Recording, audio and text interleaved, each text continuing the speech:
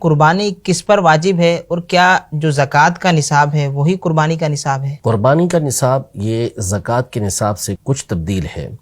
اس کا جو نصاب ہے وہ صدقہ فطر والا نصاب ہے، یعنی جس کے پاس 52.5 تولہ چاندی موجود ہے، یا جس کے پاس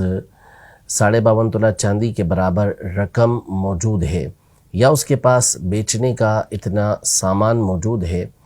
کہ جس کی قیمت 52.5 تولہ چاندی تک پہنچ جاتی ہے، یا ضرورت کے علاوہ جو سامان ہوتا ہے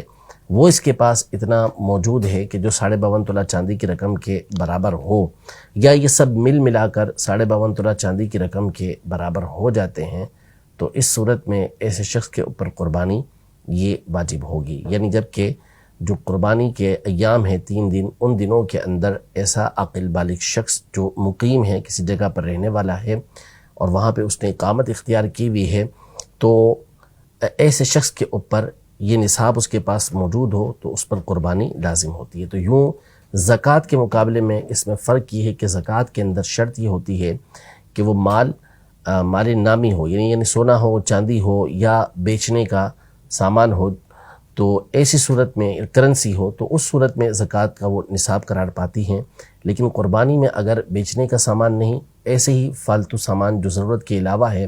وہ رکھا ہوا ہے، تو وہ بھی نصاب کے اندر کاؤنٹ ہوتا ہے۔